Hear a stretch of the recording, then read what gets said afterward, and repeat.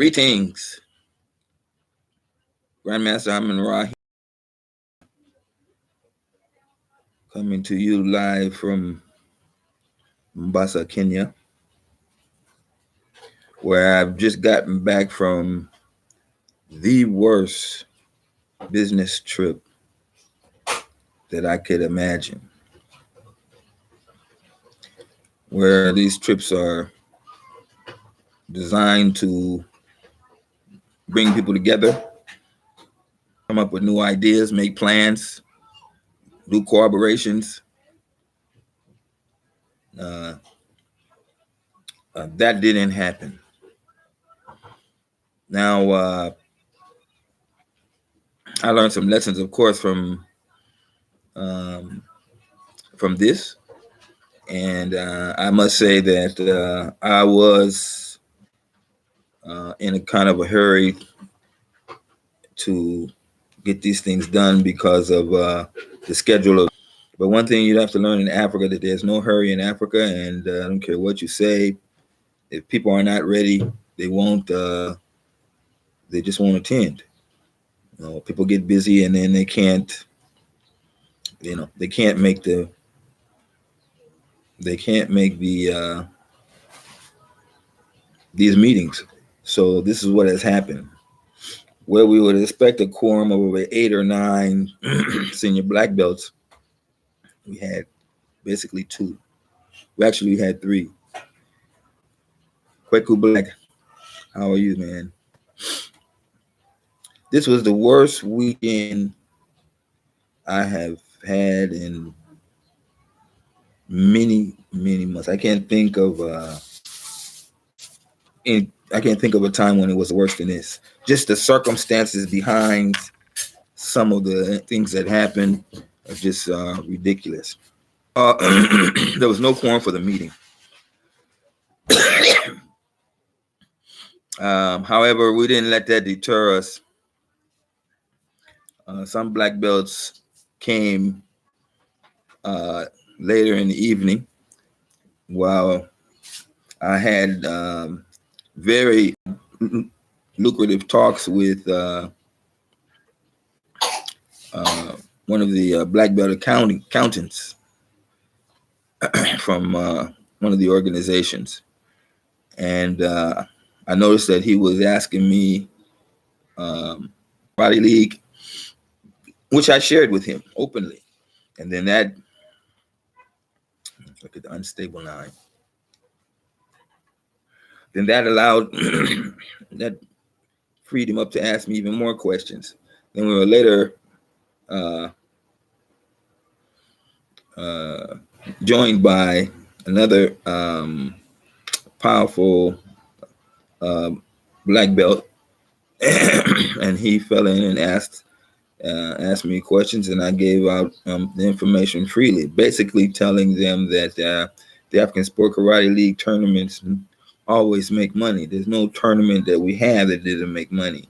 And then from there, they started asking me a lot of questions, and I thought it was very lucrative. Well, I thought so because the talks went on past midnight. So we had some eat and some greens. But before this meeting took place, when I came into the meeting room, the black belt saw me. Immediately, we started getting on his phone, and I kept hearing him say, Daktari. And I was like, what's going on? And so he gave me a phone and told me to tell the doctor what my symptoms were, because obviously they could see from the last time they saw me to now that I was not the same person. And for sure, it was a struggle, to get to Nairobi and to get to the meeting. But I explained to the doctor, and then they immediately set up an appointment for me at a lab nearby.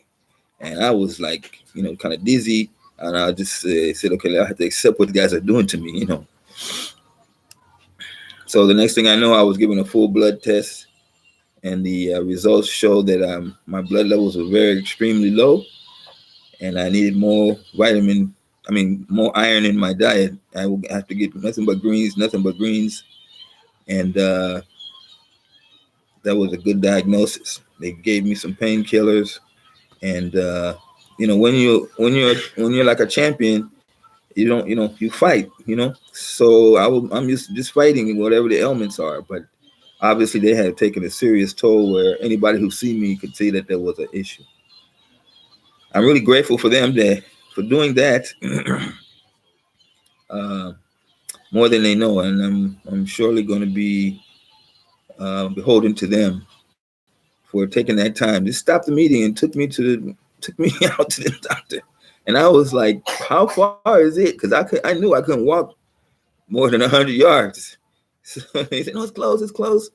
And modern medicine has so changed because it was like a row of laboratories, and they were just so professional. One on one, boop, boop, boop. I'm looking in some labs, and they got lines of people. So the technician was saying that if I would have waited another few months, I could be dead, or definitely I would need a blood transfusion, complete blood transfusion. And so uh,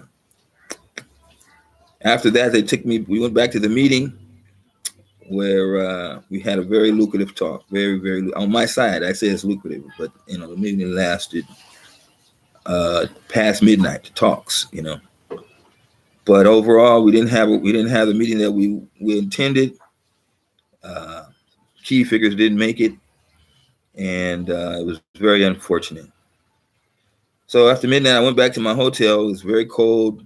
Climbed into the covers and laid down. And in the morning, I woke up. I was to go to hotel shopping, looking for some of these hotels I had written down uh, in Nairobi. But just as I climbed out of bed, I looked out and it started raining fiercely. So I was already tired, as and I wanted to back. So I went back under the covers. I said, I'll wait for somebody to call me, and then we move from there. But unfortunately, somewhere between Saturday night and Sunday, my phone decided to go on Do Not Disturb. I didn't know. So I'm here waiting for someone to call me, and no one is calling me.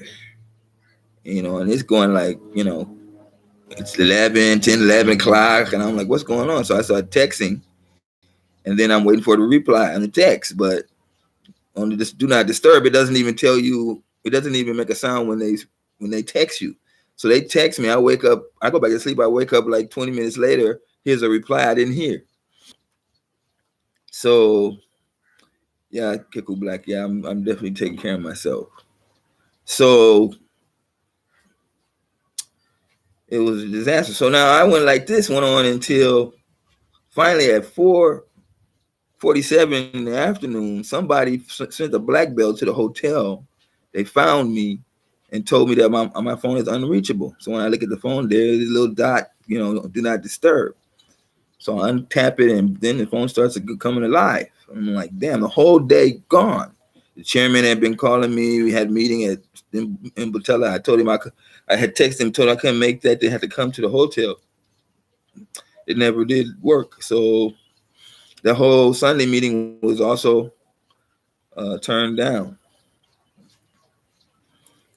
So I ended up coming back to Mombasa, sad and disappointed. You just, when you get like that, you just want to see the bed and just climb in your bed and just cover yourself.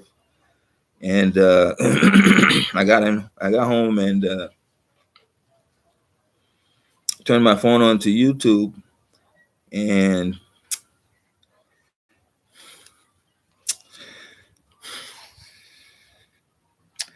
picture of Kobe Bryant looking up in space.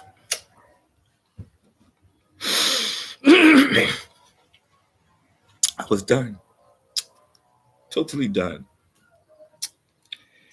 I mean, it was just a terrible ending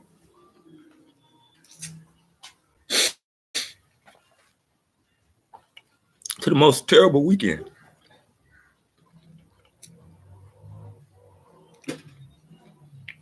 So now I'm just dazed, don't know, can't think, can't sleep. So,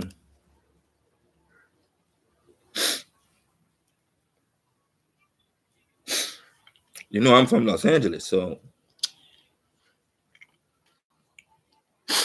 that shit is just.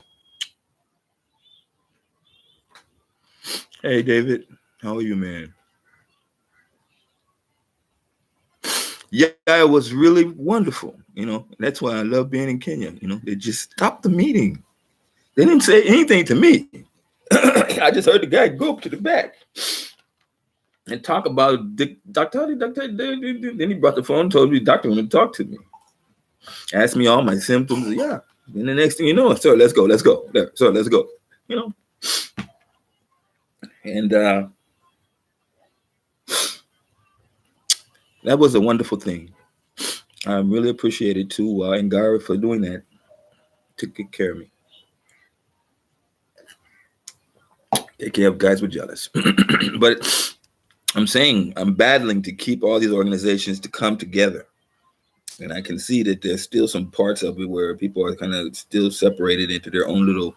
I'm blue guys against the red guys, But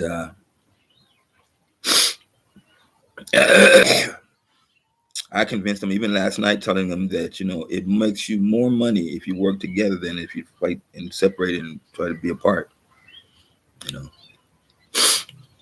So when I got, when the doctor in the lab gave me the information, I called the wife and she let her talk to the technician. The technician told her everything.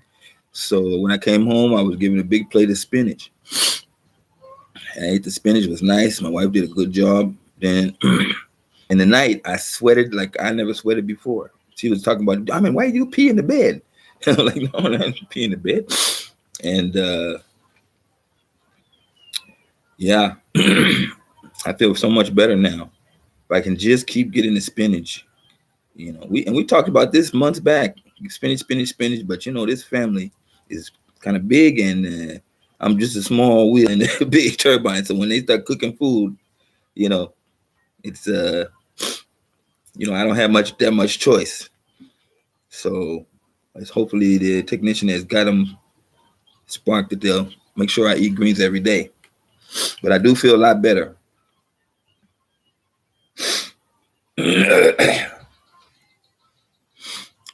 Anyway,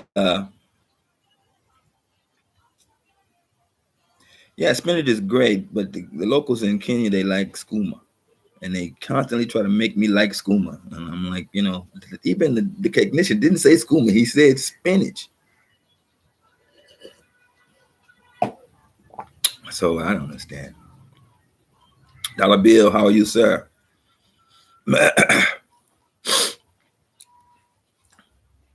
So that was the weekend. Up to this is now the time when I'm a little bit up and refreshed after getting a full night's sleep. And just gonna continue. I'm just gonna mark that off like that trip never happened, except for the Kobe part. But that Kobe part is gonna seal it. It's in my memory for the rest of my life. That's just too much of a tragedy. I'm still affected by it, and I was a follower of his for some time and watching his highlights all the time, comparing them with Michael Jordan. But at the end of the day, he stood out on his own, and that was a great thing. Work ethic is everything. I watched him on the Valuetainment interview all the way through. It was a very good interview. But on to other issues that are out there. And by the way, I didn't want to put it like Kobe in the title. I'm not like that, So I know a lot of these guys, I think Boyce Watkins got like 4 or 5 videos with Kobe in it, People are really fighting to get their likes up and their views up because YouTube is paying them money, So you just watch him, then that constitutes money for them.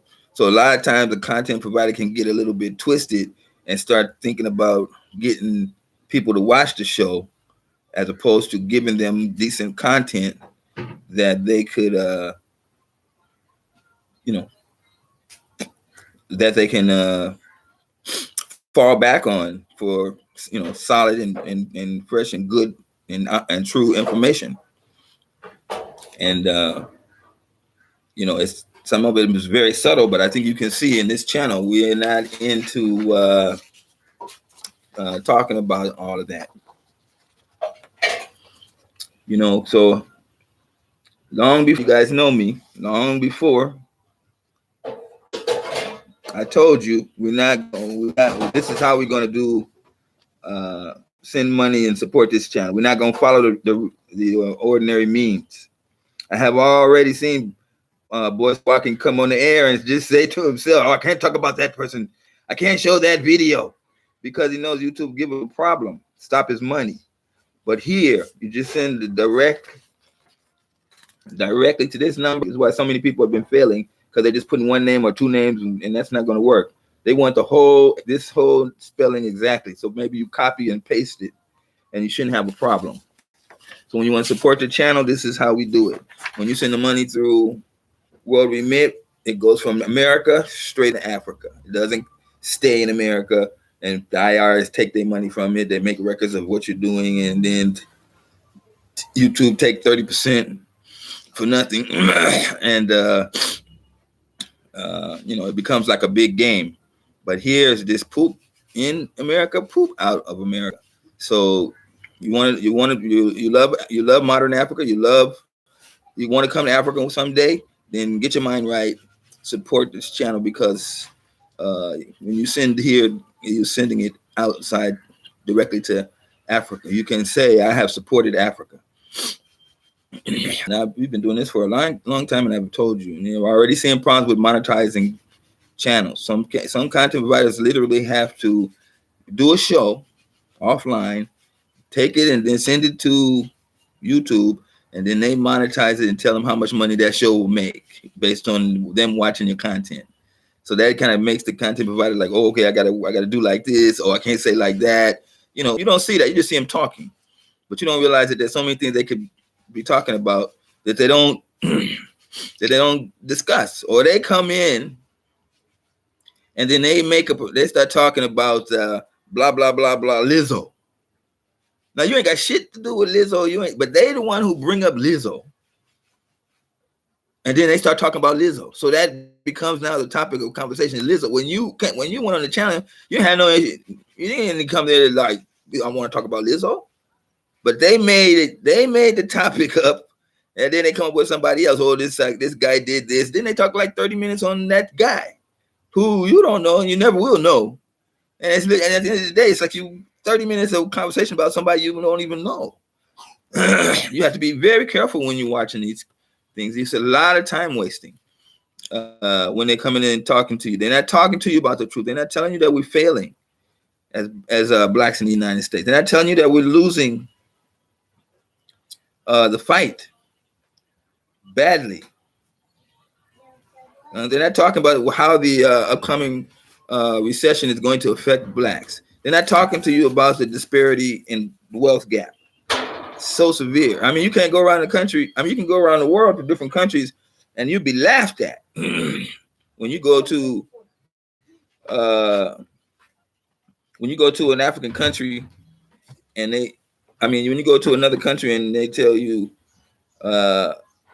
white wealth is this amount of money, and your wealth is like $3. Why is it like that for black people in America? You have no answer, because the content providers are they're ignoring these facts. They're not discussing them.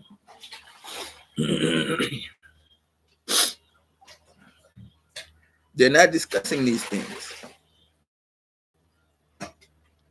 And that's why I say again that the only at the end of the day, the only option is modern Africa. Whether you move there, whether you send your students to college there, that's your only option. Because the only other option is to stay in the United States and get more of the same. Get your ass kicked. Get those letters in the mail. Messed up judgments. Accusations, false accusations. You find yourself having to defend yourself because you believe you're a black American. And this should not be the case.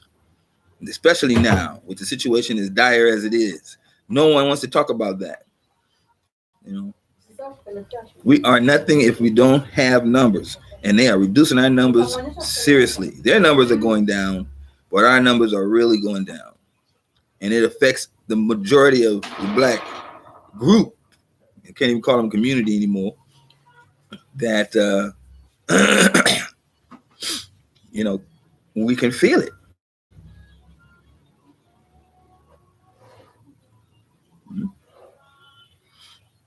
Now, some of you, you're pretty much tight. You're pretty much set. You got your plants in the window. You got your cat food. You got all of that. That's your little playground. But so many people outside in them tents that you see when you're driving down the road also had all of that. And when you talk to them, you just see like the sky was falling. You're always going by this idea of that's them. That can never happen to me. Or I'm glad it didn't happen to me. Your turn is coming. Straight like that. There's just no way to get around it.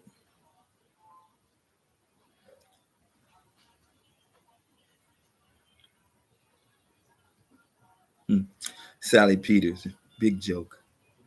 Go and talk all you want. Doesn't matter to me. I know I'm not a black man from America. So you can talk all your shit. I'm here. So you can talk all your shit. That shit just bounce off me. To the point where you get so jealous that you use your wealth disparity money to come find me and then do something to me way in Africa. Now that's a sick motherfucker. But getting on the chat line, talking like pick cotton, go ahead. I ain't even going to delete that nonsense. Just shows the mentality of all the rest of the black people that's there to see what they got to go to with white people. Here Kobe dies and they quick to be on there talking about shit that happened in rapes in 2002. Quick. The underlying psychology of white people cannot be denied. They don't fucking like us, but they need us to verify that they're okay when they're the motherfucking ones that rigged the game. So you, Sally Peter, get on, keep on, just keep on going. We need people like you. Wake up these black people thinking that they got it made. How the hell are you gonna have a disparity between wealth gap? Something like $400 and $500 difference, and no white people are there fighting for that, saying that hey, this is not right. Not one. You know what they like. The problem. Here's another problem that you have. Black people, don't put your kids in college. Don't go out and buy college loans. Don't follow that trend of I got to show everybody that my kids are in college. For what? Well, who are you trying to show? Who are you trying to impress? Capitalism is dead, my friend. I call friends in the U.S. and well, how's your kids? Oh, my kids is in Stanford. Oh, my other kid is in black college. Oh, my other son just graduated from college. Nothing like my son is working as a technician at a major corporation.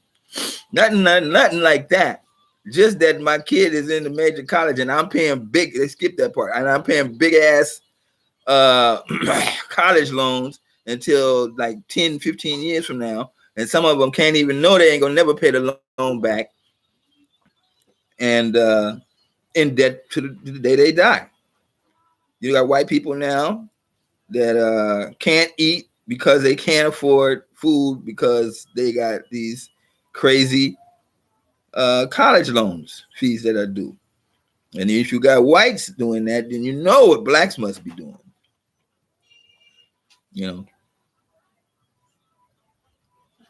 So don't take your kids to college. Scratch that shit off, and we'll do a show and we'll give you the reasons to tell your friends and family why your kid ain't going to college. It's a waste of money and time. Better to send them to Africa than to send them, pay all that money to go to college where they can get an education from people that don't like them, and then go out and look for a job from people who look at their CV and see DeAndre, and that shit is just dead. Can't get no job with these kind of names. And then down the line, when they come in and you go in there and see your face, you know, we got a technician 3 job opening, and we got a technician 1. And then they see you and you ain't thinking about technician 3. You so fucking happy to get somebody to say, I got a job. You don't care what they say. They give you the job at half the price. You know, that's the only reason why they hire you, because you ain't gonna pay you less money. If you're gonna impress people today, put your kid in a college in Africa where they can get African friends and easily migrate into the system.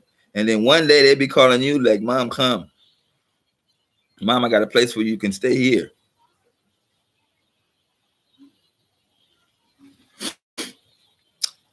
Evalyne, how are you, my darling? They can fucking delete my channel if I curse now? Wow, I didn't know. You know, so, you know, YouTube and I don't talk. We got a precarious relationship till they do something to me, you know. But I'll keep that in mind. I don't really curse that much, only for emotion or when I feel emotional. But I'm not like an avid, you do that, blah, blah, blah. But, well, Africa doesn't need medicine, contrary to popular belief. I'm telling you, I was there. I passed that street all the time. And then when they took me there and I looked up at the actual building and looked inside, I'm like, damn, this is a whole row of medical laboratories. You know, professional, clean chicks, nice looking chicks in the white coats, you know, ready to help me take my blood. Yeah. I was like, you know, taken aback, you know. I'm telling you, you go to Africa, you see it. I'm there every day. So, I mean, not every day, but I mean, I used to live there, and then you pass by all the time.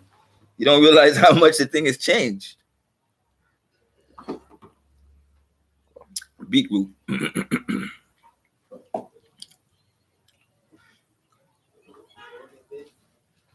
So,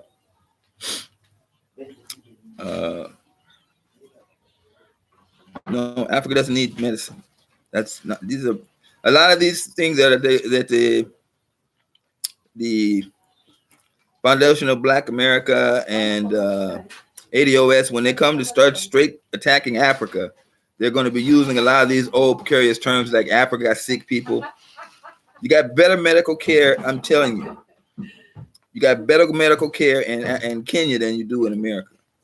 Let me repeat that. You got better medical care in Kenya than you do in Africa. Now, you know, you got these things where they got some sort of dialysis, carbolysis machine. Who's 3 sick people in the nation going to need it for once? And they got this giant machine just sitting there waiting. But they say, "Oh, we got it." You know, that's just money making nonsense. And white people are so sickly that they got all these funny diseases that they don't even want to. They're the ones who need all these hospitals and things like that for these kind of crazy diseases that they have. Look at it. The coronavirus is there. Americans have died from it. But you don't hear nobody on the chat room saying, don't come to America because the virus is there. Now, if that shit was in Kenya, one person, people would be like, you know, get a travel alert, can't go to Kenya because, you know, warning. You know what I mean? But here in America for like 2 weeks, you guys are just quiet. Motherfucker, I'm watching you. Yeah, I see that. You know what I mean? Hey, the deadly viruses all over the place, and they're going to talk about Africa needs medicine. You're joking. You know, none of that shit going to stand because there's too much evidence To the contrary. And I'm here to help them. So when you come up with that nonsense, don't let it come to block my channel. Because if I come to find out your name and what you said, I'm going to point you out on the ridiculous stuff. When I talk about modern Africa, I say just like that, modern Africa. I think earlier I was saying how these guys took me down there, and I was surprised that all of this modern technology was there. You know, that blood test took like 5 minutes. Lance Kelly. Okay, you're a guy. I'm sorry. I wish you were a girl. Because Ashley Loren, there she is going to. I'm giving birth in Kenya. It's expensive as America. I have my kids all here, born here in Kenya, and it was free. Yeah, I'm looking at the mom now, looking at her tummy. Yeah, we went and giving birth is free.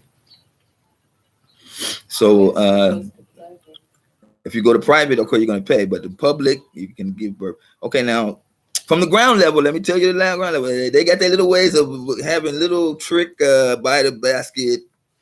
You got to pay for this whatever they think liniment that they give out. So it cost me like 500 shillings. On the side money. But basically, giving birth is free. Cesarean is free. So, some of the things they don't tell you. Some of the things they don't tell you. Some of the things that they put out there and they don't want to let you know. And some of them assholes put out websites that say you got to pay. Oh, foreigners got to pay. Nothing to be further from the truth. So that's why I advocate you come to Africa and see for yourself. Go to the hospital, see it for yourself. I think you're going to come there and you're going to see dirty towels on the floor. People running around, don't know where they go. Everybody's in chaos. It's nothing like that, man. They got that big, giant female security guard at the gate, and she don't take no nonsense from nobody. So you got these upcountry moms coming in there with their voodoo rituals, and she like, no, none of that shit. Take that to the parking lot.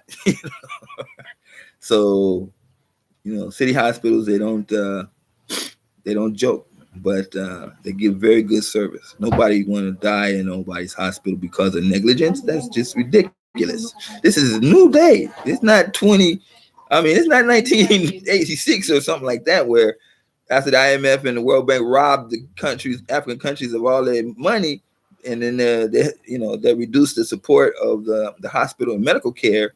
Then they go and do articles on how poor the medical care is. Very bad. But see, Africa is now changing. They're getting rid of those myths. That was long ago. They got rid of those myths. You just have to be able to come out and see that this is not the same Africa. But you see, unfortunately, the ADS crew, and I'm telling you what's going to happen in the future. The ADOS crew and Nachishi Creek is going to do a show. He's going to do a little homework, and he's going to come up with his 3-4 points about why Africa is negative. He's going to come with like 2 or 3 incidents of a particular person, and then he's going to focus in on that person and say that everybody should not go because I see this one person had this issue. You got to be ready to see those kind of things. He's not going to let you get on there and say, so because this one guy had this issue, no Black Americans should go to Africa, like that. But they're definitely afraid because they can't figure out a reason why people should not go to Africa. And they're going to have to make a choice. Now, the group of Foundational Black America and the ADS, their followings are big, and they have a large group of people that are watching them. And then they go out and they do these little trial areas until you send money for this and that. They get a kind of idea of what you're going to spend to support them. They go through the chats and look at the comments and see 40% of the people are saying what we're doing is good. So that constitutes about $2 per each person, and then that's something like $30,000-$40,000, which is a little money for doing nothing but giving people regurgitated nonsense. Now I'm here on the channel telling you, look, I have figured it out. I have figured it out. 20 years of living here and working here, I have figured out. One of our biggest concerns is the transfer between working in America and coming to Africa and working in Africa. And that is what concerns the majority of us, whether we're working at a job or whatever. And I have figured it out. Yeah, Dr. Umar, I go back to my videos on Dr. Umar. You see me, I'm telling you, there's no way in hell you're going to produce black conscience and get a school that ain't nobody, the people not paying for the school to get open. So when you get it open, who's going to pay for the staff? And he's singing that song. If you want to send your resume in, like he got money. He's asking for money, then telling people send your resume in, like he got money to pay you. He's just going to get in the office. He's going to say, okay, I'm going to accept your resume, but let me sing and dance to you about how we're going to pay you. Nothing like that. Because he's trying to use the old westernized American model about how people are supposed to pay their staff. And he don't have the money for that. But anyway, he's going to produce these black conscious individuals, and where they going to work? I work in corporate America as Amin Ra. It ain't no easy task. You know what I mean? I couldn't sit up and talk about all of the unjust I had come to read up on to my local my fellow employees. What for? What do they care? Got some Iranians there. I remember it's Iranian or something funny guy. Yeah, a couple of Oriental chicks. Didn't never know what they was about. But we only have a conversation to say hi, good morning, and that's it. Ain't nothing we have in common. But anyway, I have found a solution. I found a solution to this. We're using American mentality to try to fit it in an African situation. And I don't know how you guys have seen my last video. I wrote about the hustle. The hustle is everything. I was in Nairobi. I was using that same ideology and looking at the people, just looking at the people's footsteps walking by.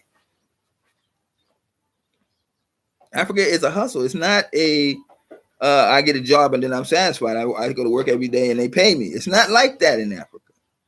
It's all about a hustle at that level. Now you're gonna have foreign companies that are gonna come here and they're gonna try to fit that model of America into Africa, hire some people, but it doesn't work. Even when I came here, there were so many companies that was paying their housing and all that for their employees. It doesn't work. It doesn't make money, and no company's going to continue to lose money. They go right back to the model of the hustle. And when I say hustle, I don't mean like you sweating and running around, tired every day. It's nothing like that. There is guys that come out and they're looking for what to do. They got some oranges, and they got them in a blanket. So they find a spot where there's a lot of traffic that walks by. So that means they see like 200-300 people pass by here every few minutes. So he rolls out the blanket, puts out the oranges, and then sits in his little chair, and he waits for somebody to come buy the oranges. He's hustling, but he done figured out, well, I can hustle, but I can just sit back and wait while they come to me. This person that came up with this mentality, this African that came up with this mentality. I don't have to do nothing. And he's right. He don't have to do nothing. He sit there and somebody go buy one orange, another person come buy, and he's like, yeah, I sold oranges. I sold oranges, and I don't have to do nothing. He found his niche. That's his hustle. It's just a simple hustle, and it can't get him. How much money can it get him? So you got that. Some people come here and they just want to relax, but they want to make money and they want to relax. So their hustle comes out to be something like where they can make money without having to do a lot of moving around. I'm not like that. I'm the kind of guy that, we're gonna have to make this thing. I'm the kind of guy that creates a business and then I follow through with it, and I look at it and then I try to critique it, I get involved in it. And then sometimes I find other hustles that come out of that business, Let me give an example. Like So I'm selling uniforms. People gonna buy the uniforms for me. I measure them. I take them again. So it's a custom fit uniform. And then I find that when they get the uniform, they ask me, do I have a patch, the KKF patch? And I'm saying, oh man. So I go to the patch place. I buy like 20 patches. Then I sew the patch onto the uniform, add to the cost. And people see when they put the uniform, they get the patch and everything complete. And they're like, yeah, you know. You see, this is what I'm talking about. You're just looking for those ways that you can add in to make money. Africa is about a hustle. It's not about where you sit down somewhere and they're gonna give you employment. Hmm? And if you're lucky, just the same way in the United States, if you're somehow lucky, you find a big niche, or you put something in a niche and then it just grows and expands out of nowhere. Everybody's buying from you. But then that only gonna last a certain amount of time because somebody's gonna see what you're doing, making big money, and then they're gonna duplicate what you're doing across the street. But you have to be ready for some things like that. That's the African way, you know. So, the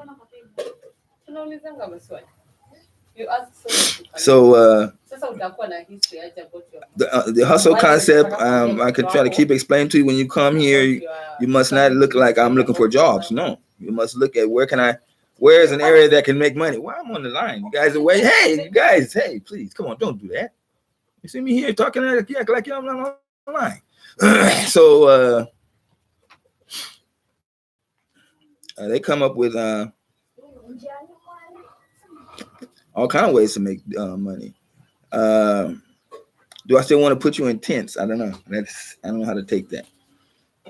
Nobody's talking about tents. We're talking about a camp, but that's far off because right now we have 27 people watching, 15 people with likes, and then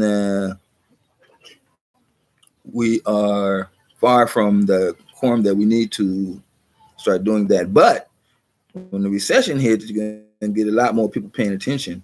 And when they come to realize that Africa is the only solution,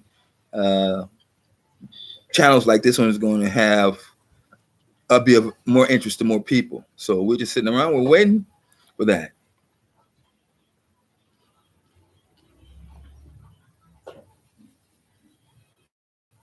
You know, so like I said, in the coming future, you're going to see people start attacking the whole African concept. There's no real African established group.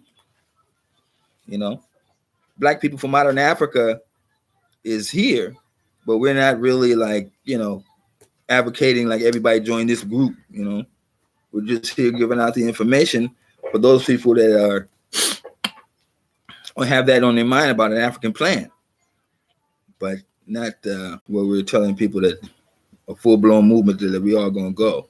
Now we have the African 7-day exploratory trip coming in April. I think I don't know. I have not talked to Young in the next. I'll be talking to him tomorrow.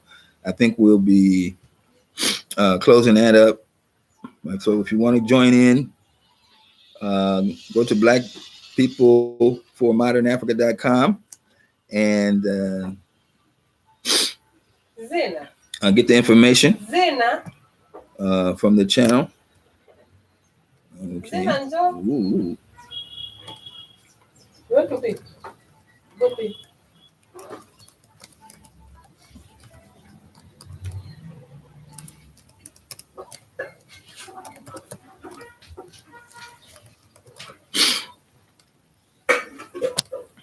And you can get the information there. So from the beginning, when we did this channel, we didn't do it to be the ones to. We didn't do it to be ones to come out here and be another ADOS or Foundational Black America trying to trick your mind and tell you which way you should go and whatever, what you should believe and what you should agree to. People lost. What we are doing here is giving you out the information that you need to make a better understanding. Somebody here on the ground, somebody who has successfully done these things. Now I'm 62 years old, so I've been here for a long time. I have lived in the high areas and I've come down and lived into the low areas. I have made many mistakes and I have many successes. You know, you don't go around 20 years and then don't have your ups and downs wherever you go. But no time in ever that the situations that I found myself in, I have to admit that it was all me. You know what I mean? I did something or didn't do something that caused this to happen. It wasn't like there was somebody in the fucking background making sure that I don't succeed. That is just the craziest thing. And I know a lot of black people still don't believe that there's a boogeyman back there that's making us, helping to keep us down. But I'm asking you, how you gonna get Detroit got $8 worth of wealth? Black people in Detroit got $8 worth of wealth compared to $247 for white people, and Detroit's majority black people. How? Tell me how you do that without somebody sticking their hand in the cookie jar. Somebody rejecting people based on their color or their skin. I'm telling you, these people have a happy-go-lucky time behind the scenes, wearing us out. And many of you that are pro for this channel, you have experienced it, and that is why you're saying, damn, this is a good channel to be on, because I'm getting this information. You got these personal experiences, and then you realize, damn, because they're not gonna just come out and say, you're right, I have denied 50 applications from black people just because they were black. You're not gonna get that. You're just gonna get the results. More whites in top technical jobs than blacks by far. You're gonna get that. You got a kid, got a college degree, don't have no job. That's the results of it. You're just being laughed at. Don't follow this nonsense. Now is the time. I'm not gonna tell you to take your money and waste it. But if you take your kid to college just so you can tell your friends, my kid's in college, do you know how much suffering that you got to pay every day, every month? You're paying back thousands and thousands of dollars just so your friend Clifford down the road can say, you can tell him, I want to, my kid is in, USC.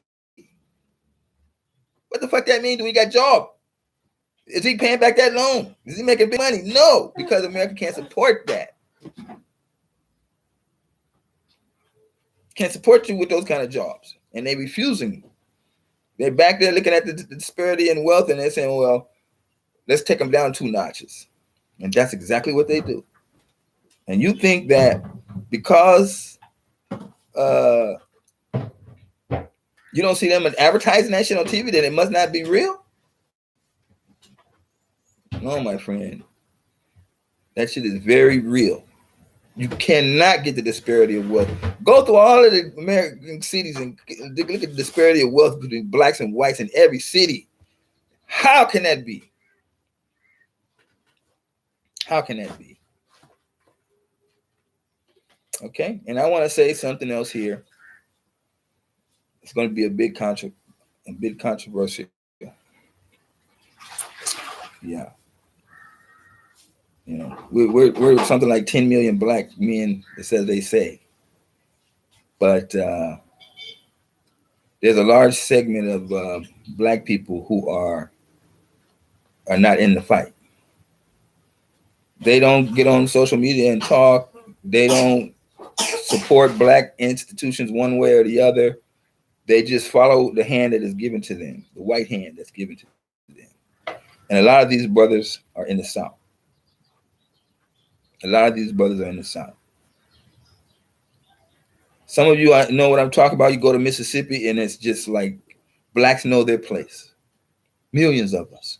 Blacks know their place. They will never go against the white man. They will never rise up against the white man. They will never. You remember when they had the 60s movement and they were talking about integrating the lunch counters in the South. Not one black person from the South was in that movement. Everybody came from North. The blacks in the South didn't do anything, didn't support nothing. Go do the history check. Don't get mad at me. They had that mentality that has been brought to them through centuries of being abused, and they have decided that I'm just not going to participate. And the white man goes around telling them, "Hey, nigga, are you going to vote?" And he's like, "No, sir." Mississippi, North Carolina, parts of Atlanta. No, sir. Sir? This is the same motherfucker that's trying to keep you down, and you calling him sir. He just got here yesterday. You got a whole continent, the oldest continent in the world behind you. And he got you calling him sir. Like he's somebody. He's only somebody because you allow him to be somebody. He's only somebody because he has truth into believing that he got some special powers that you don't have. The white man.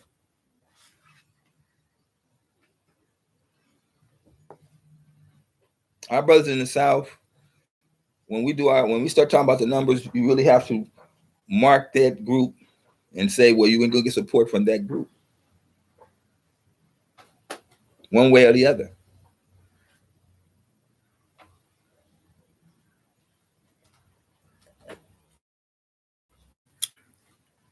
I'm saying it,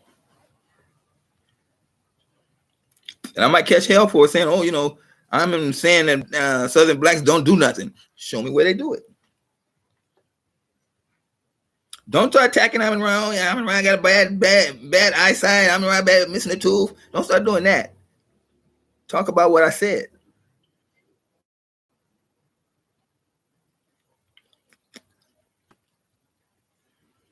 We got a bad problem, brothers and sisters. And the numbers that we say we have can almost be cut in half when you consider a lot of Southern blacks who have decided that they're not going to be in the fight one way, no matter what. And we need them. But when they were talking about fighting and open up the lunch counters and all that, there was not one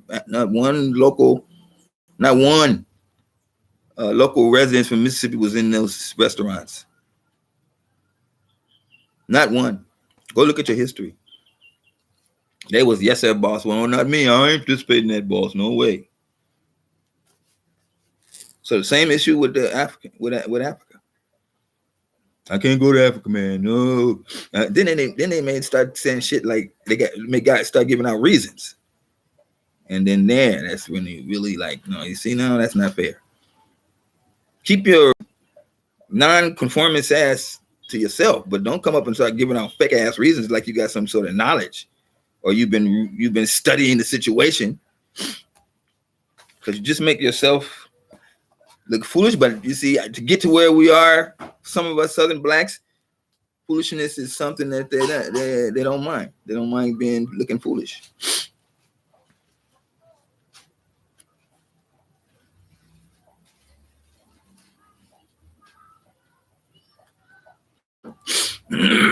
So I'm giving it to you from the real, and you can study that. Get into the comment section. Tell me what you think. A lot of the situations that we are in, you have to be calculative, and you have to put notice of these kind of facts. Don't be saying 20 million black Americans, and then 20 million black Americans, and then you'd be like counting on 15 million of those is in the South, and they not cooperating whatsoever. They're not even into politics. When it comes time to voting, they're gonna walk down to the voting booth, click Democrat, go back home without thinking, no matter what happens. So we got a large problem, and you have to be aware of these kind of things that are out there. Somebody had to say it. I'm just saying it. Now I'm from the West Coast, and we were hardcore. We was always ready. We were very militant, hardcore, going to jail, getting shot, resisting arrest. That's us. But in Mississippi, where so many more blacks, you get a lot less police confrontations because blacks have learned their place, and they have decided that they have a total line rather than rebel. So you go to Mississippi, it's one of the poorest counties, poorest states, You go to North Carolina, same situation, and you see there's no growth for blacks. Even in Mississippi, there's no black community. They just wiped them all out. You know, nothing that we control in Mississippi. You know, you start opening up a black hospital, a black supermarket, black bank on the same corner, and you find white guy come and walk right in there and tell you shut this shit down. You know what I mean? They can't sleep at night unless they're trying to do something to us. Black Wall Street is the same. So when they start telling you about Africa is a no-go zone, shoot, just know that they're lying. Because once you understand the concept of hustle, and I don't mean sweating and running every day. Today you make money, tomorrow you don't make money. No, Kenya is a vibrant society. So when you start making money, it don't like just go away. It just kind of stays and moves up and down. You watching the situation. You're seeing, well, on Tuesday more people come than on Wednesday, and this is why. You learn why they don't come on Wednesday, and then you figure that out. And it's like that, man. And all that figuring out, that's all part of the hustle. And I invite you to come and check it out for yourself. An economy that is going down. Black people are on jobs fighting for their life. They've been threatened. They could be losing their job in a minute. And then at time for getting a raise, they're telling you there's no money. Even though Trump is on TV telling you in the best economic times ever, here's your boss saying there's no money. And you can see it yourself. You can see it on yourself on the job. Things are going to change. America's going to fall into the category of a third world country. Remember when they used to make big money? Them days is practically gone. Nobody can live off $15 an hour, even if it's 8 hours, which most of the time it's not. So what are you really doing? Just asking you these questions to look out at. As for me, I see the solution. And I try to explain the solution the best way I can. Dollar bill. Yeah. Africa for the Africans. But you got Black Americans that think they Black Americans or foundational Black American. Now, they're no longer giving you the term Black. Do you know that they're changing their name from Black American to ADOS? They're changing it. So you're no longer Black American. You're ADOS. You're no longer Black American. You're foundational Black America. Foundation. Foundation. Foundation means like we foundationed. You see, Creek, them when they made that term, they really knew what they were talking about. The foundation is in America. Simple. That's a whole term. Foundational Black America. Why they put foundation? Because they had to pay straight that we are about the land in America. Now that's fucked up. Whether in America and you go, oh, we're here in America. This is our home. And they're wiping people out every day. The government has to spend billions of dollars to the farmers just to subsidize them so they don't cry. Because they know that weather is ridiculous.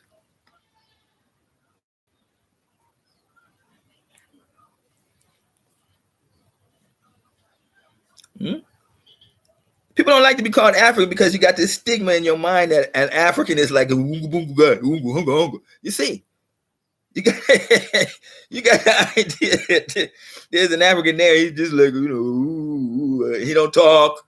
He ain't got no hobbies. He's just there. That is that concept, and they got you in your mind. I'm telling you, break down some of these guys, and you'll see great, powerful men. Humble. You just don't see that. That's what you're supposed to be. And when you see it, you think he's stupid. Hey, he got his own country. You don't. He got his own standing military. You don't. He got his own hospitals. All hospitals in Kenya. You don't have that. Supermarkets, run, beautiful, big, powerful. You don't have that. So I don't know what you think the African today is. When somebody say African, you feeling like that, what you gonna compare it to? Compare an African to a foundational Black American. Boom. First thing, you only own two. I'm giving you the benefit of the doubt. Dr. Claude Anderson said you got 0.1%.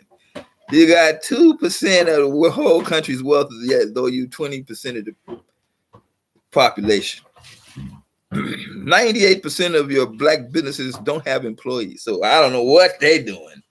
You know, I don't know what they're doing. That's just something for somebody in the media to come out and say, well, Black American business owners are up in arms. Woo-hoo-hoo. For what? And if you don't have no people, you don't have no power, you ain't making no money. Let me repeat that. You ain't got no employees, you ain't making no money that's worth anything. You want to be rich? You gotta have people working for you, man. Name a rich person that don't have nobody working for him. You want to be rich? You gotta find that lucky guy that you can depend on 100%. Like I found mine, and I'm like, man, I'm making double the money I made last year already. You know? And we just hooked up a few months ago. I ain't gonna never let him go. I know you're gonna listen to this video, and I'm telling you. It's a no-brainer. When he come here and see Africa, it's a no-brainer. You stuck yourself out there in Compton, and then your Mexican neighbors is talking about why you here. Compton. That was 30 years ago, 40 years ago. Now it's done changed. So what you fighting for? So you can convince your neighbor, who you don't talk to anyway, that you used to live there and the place used to have Black people who should be respected. Nothing like that. They ain't gonna respect you. They ain't gonna respect you.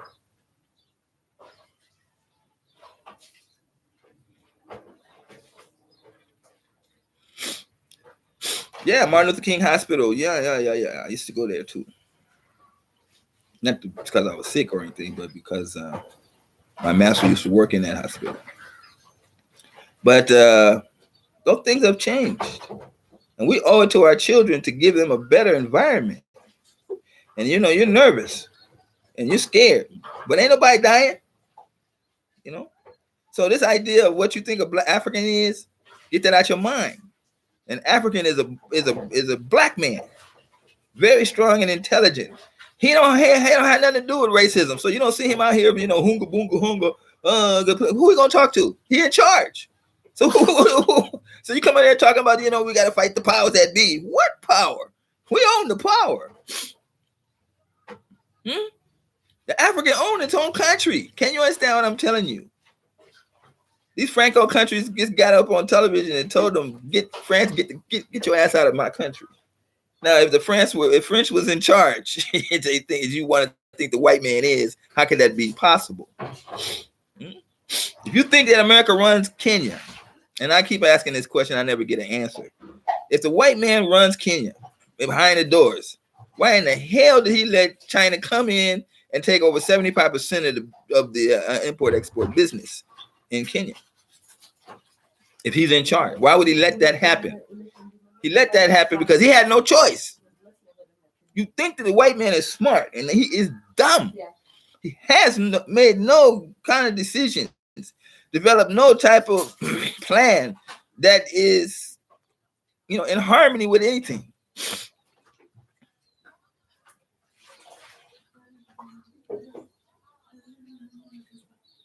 They can do the media trick. They can do the media trick, man. They can put that story on the media and just blow it up. They can get somebody killed, and they can put you in jail by doing the media trick.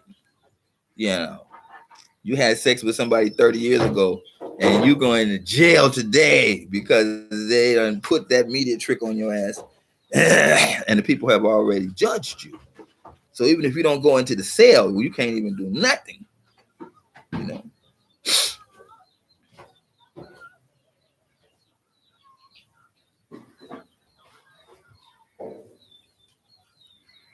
So some of you so-called, I can't say Black Americans anymore. You either FBA or ADOS. Some of you people out there see the word Africa as something that's derogatory, but no, and it's getting better every time. 5 out of the top 10 fastest growing economies in the world are in Africa now, sub-Saharan Africa. And now, what do you think? They was just bumbling around in the bush, in the jungle. There's more, there's jungle in Europe than there is in Africa. But they put that shit on TV. They do their media tricks, and there you go. You believe that.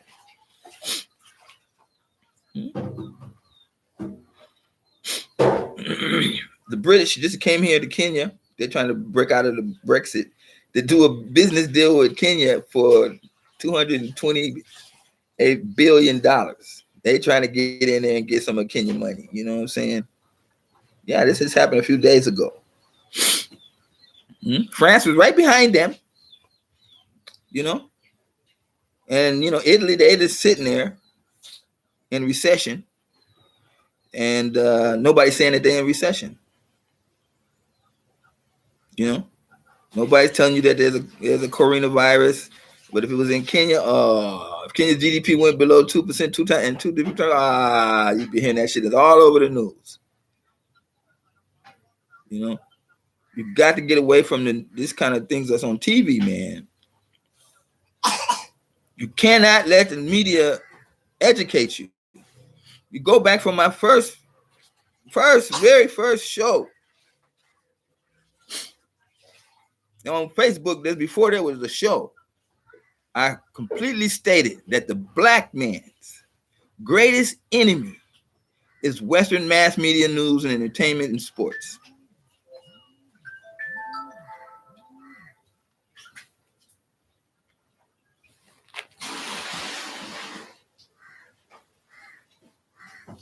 Let me repeat that. Your greatest enemy is the mass media, Western mass media. That's your greatest enemy. That is your greatest enemy. You turn on YouTube, they play a video, and they get you right directly into the back of your mind. So when somebody say the word African, you got a negative connotation that pop in your mind. You don't know why. You just feel it. No matter how many times I'm gonna say you're an African, you see I'm not an African. You see you got that thing in your mind. You are an African. It's only for you to say. Go back to the movie Rules. You see, they had to put that scene there where they say, tell them that you're a good nigga. And he did it in front of all the people, all the other Africans. He set the stage for that. And he had to do that and convince you. Many of us died instead of saying it. But those that said it, and they lived their life and they gave out children and they did the same thing to their children until one day it's you now. And you right now can say,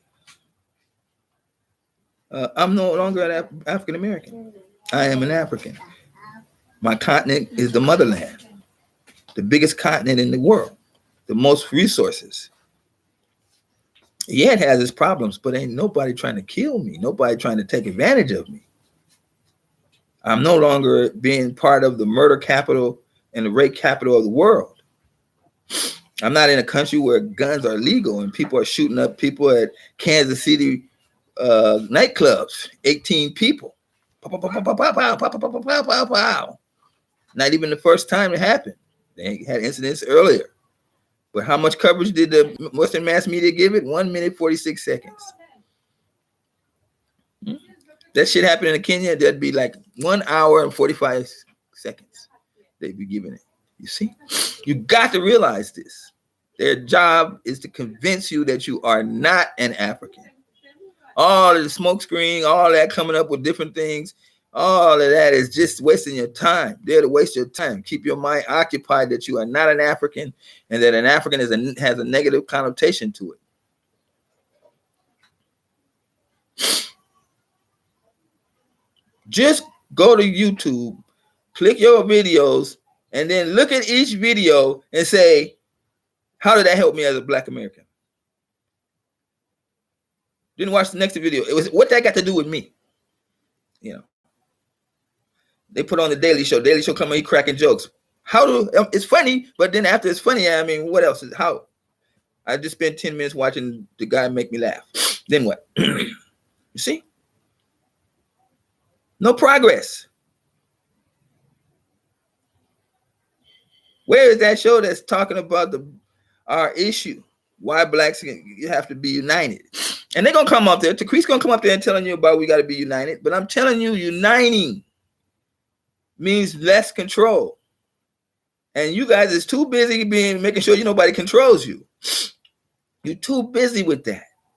But if black people are going to unite, that means you're going to take the money out of your pocket and give it to somebody that you got to trust.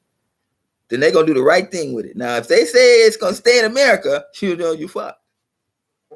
But if they say this is going to go to Africa and we're going to put up a certain establishment or African American community or an African diaspora community, then now you're talking. Now you're talking. You young black bucks out there running after these women, some of them crazy as hell. Get you stuck there with a kid, and then you can't go nowhere. Keep your dick in your pants, get some money together, come to Africa, walk around for like 25 minutes and tell me that you can't find a decent woman very quickly here. All of these brothers that I'm seeing here that come in with, they got their African woman, they just tight with her. You know what I mean? I'm always amazed. I'm like seeing them 1 minute with the chick, then the next day I see them, my wife. I'm like, damn. And they stick. They hold on to that one chick, and then that's it. Because that's all they wanted. And she do like whatever black woman do, whether she African or African American. She like, I need money for food. I need money for the kids' uniforms. I need money for this. I need money for that. If she's not working, but if you're smart, you get one that's working. Then you can get some reprieve when it comes time to have somebody got your back. But these are lessons I'm telling you from the ground. You know what I mean? Some of you guys get in here and you pick up a chick and she's got a beautiful body and everything, and then you just sitting there. Oh, my wife, why didn't it don't take 2 months later you realize she can't read or write. What kind of conversation you gonna have with her? You start talking to her about certain things that deal with you. She ain't even doing her homework to check out who you are, where you from. Yeah.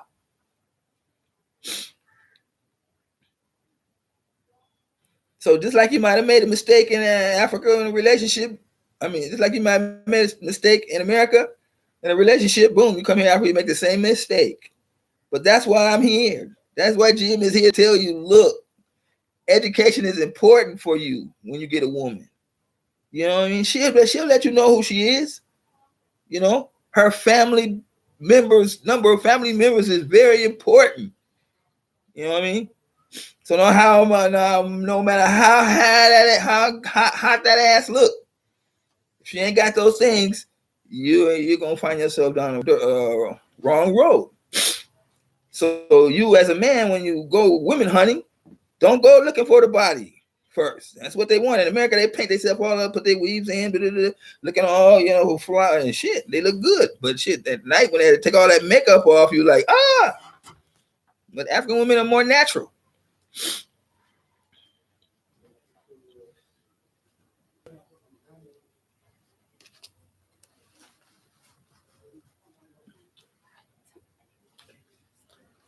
Oh, African women more natural. Listen, she's whispering to me, I need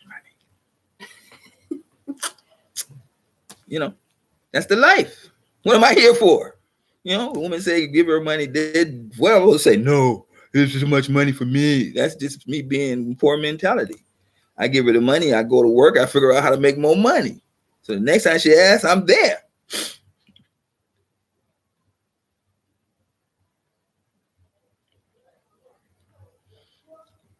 Let me tell you that the churches in Africa is down to like 20%.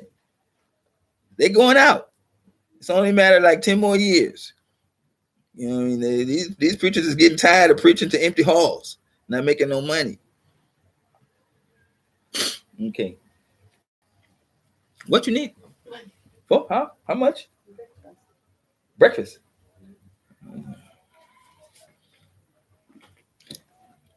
Anyway,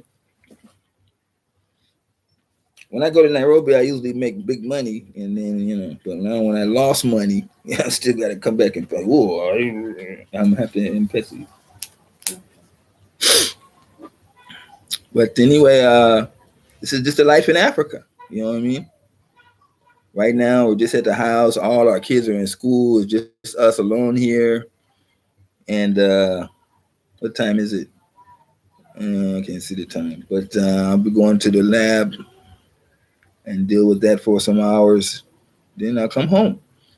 My kids will come home. We play with them. Every night, I make my kids read to me little short stories. And, they read certain things in the story. Like, what was that yesterday?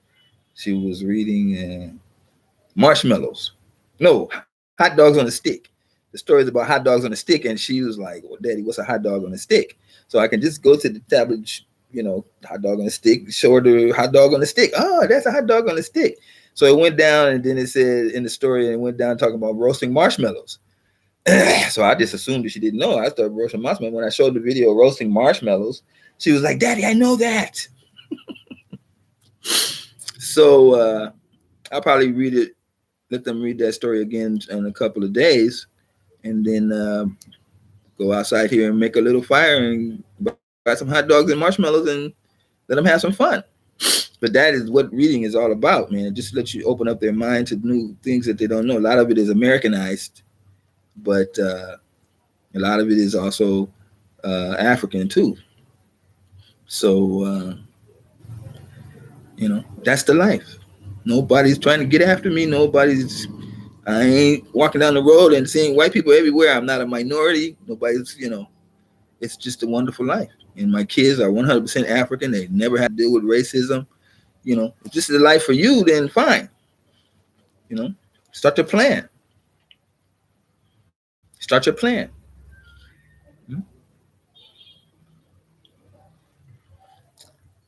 You see now, Kados also, Trump is going to win, to be sure. You see, when I say black people's greatest enemy is the news media, what do Trump or anything that Trump does, how do it concern you? How do it affect you?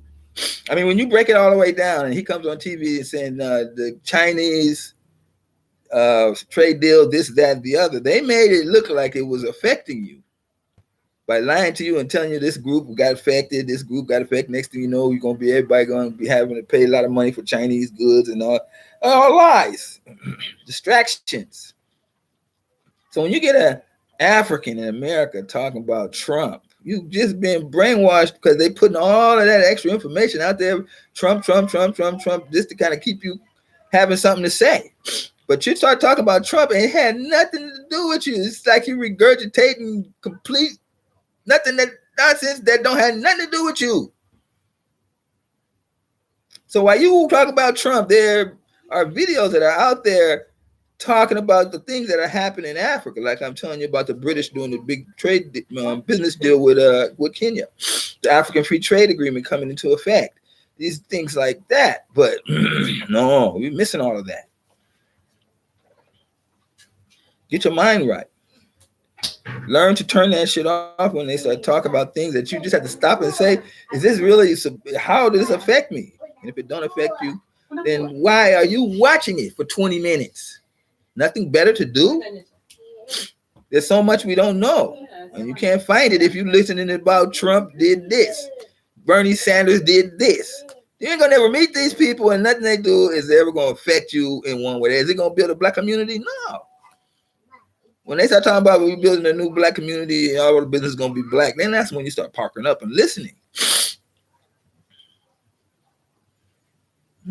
But I'm here to tell you that an African, the word African is a powerful statement. These European countries are going down, and they're saying quietly coming over to Africa and trying to do business with Africa because they see this is where the money is. And the African is powerful now. He ain't gonna let go. He knows his position. He has already dealt with the white man for decades and decades. He knows him. So, and he has won. He has defeated the white man. That's what we don't get that in our minds. You say African like, ooh. No, they defeated the white man. They kicked that colonization shit out their country. Can we get that through our slick brains? Blacks in America are still getting their ass kicked 400 years into the into the game. Meanwhile, in the 60s, the Africans fought for their independence, basically got it, and now they run their own countries. Now they're making deals. Now the white man is coming to them saying, "Can we do some deals?" China has come. Let's do some deals. You know, things are only going to get better because you got to have trade. You got to have trade.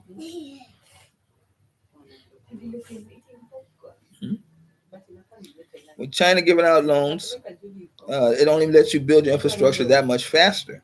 When the IMF was there, they gave out loans and then put conditions on the loan and just stifled our growth in Africa. Stifled it. Terrible. Read it up the history. Now they come up today acting like they're innocent. They not.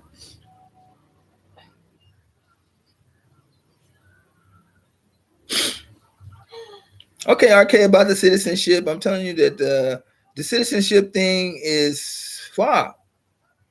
You know what I mean?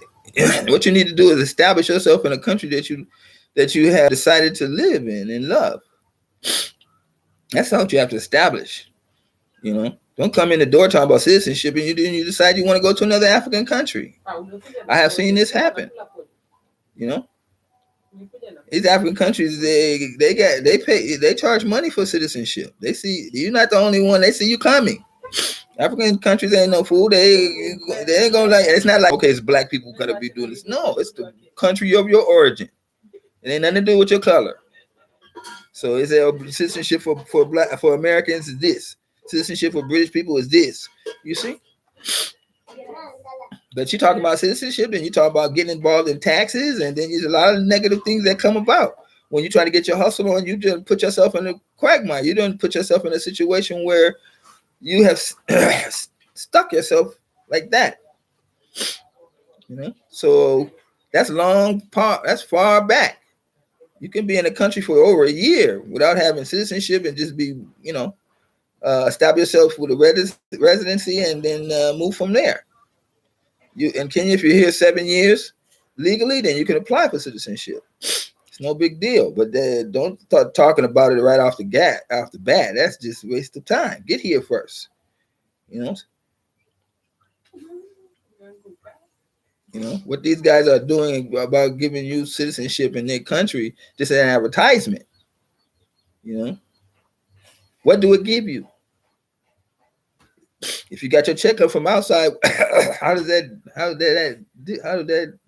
who cares?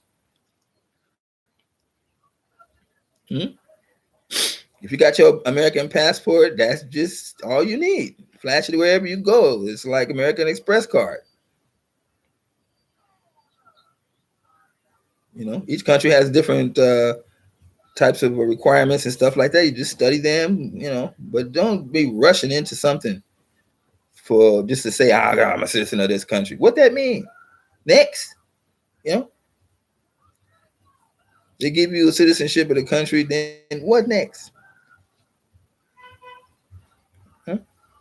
Oh, I can apply for a job. You damn right you can apply for a job, and they can damn sure put you under the tax man too for that little bitty job. You know, the problem with Black Americans is that we think like everybody, everything, every dot got to be, every T got to be crossed, every I dot got to be dotted.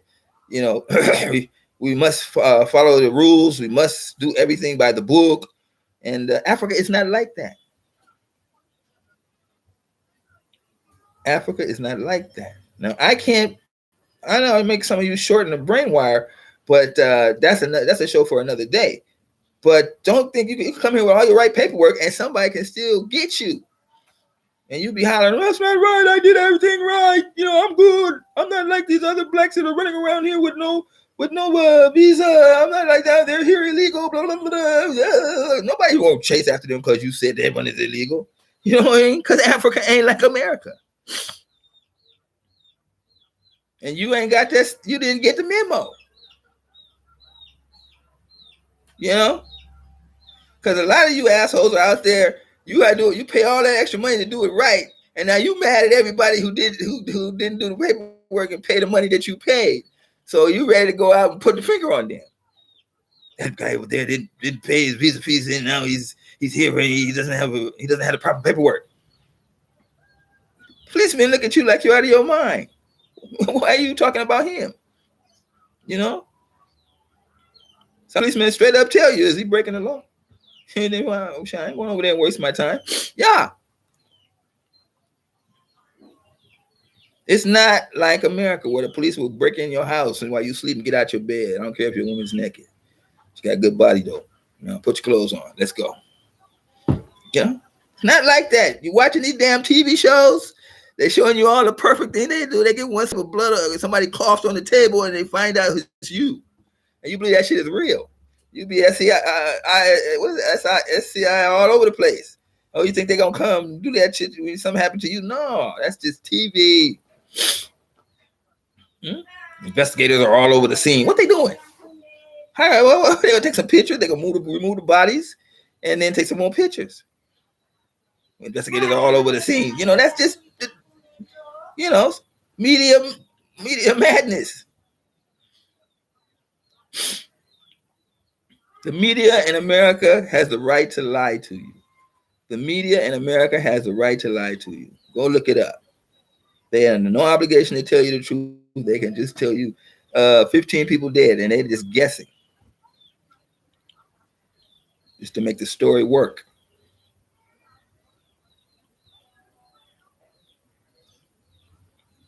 So, I don't know what happened to my paper. But if you like what you're saying, if you like what you're hearing, please hit the like button. Our channel is, I don't know how that can happen. Our channel is wow. You guys know how to make that paper disappear, huh? Must have fell on the floor. No. Well, anyway, you can support us both through worldremit.com. The information is in the comment section on how to do that. And remember to use all three names, spell them exactly the way they were put on there. And this is Grandmaster Amon Ra, about to go to work. And until we meet again, let me see these last comments. Take a chance. Most of you, it's not even going to be a matter of take a chance. It's going to be like your only solution. You know, once a couple of your friends go and they're there, then, you know, what's going to happen is you're going to start hanging with your friends. And it's just going to be like the support group like that. You know? So that's going to be wonderful if they pick Kenya. And, we still have that ability to help out a neighbor and when they're in need. You know, so, you know, let's not forget that fact. We still got some wonderful things about us. So African Americans that are here, they'll probably support you. They ain't gonna do no crazy stuff, and they watching you. Even me, you come talk about I need a place to stay for 2 days. I'm watching them 2 days. You know, and then if you try to take advantage, that's it. Gotta go. But if you sincerely need the help, anybody can see it. That's it. They'll be right there. Okay, so this is Grandmaster Amon Ra saying, I'm so polisana about Kobe. We've had a terrible weekend this weekend, but life just continues like that, and we'll just keep moving forward. So until we meet again, peace.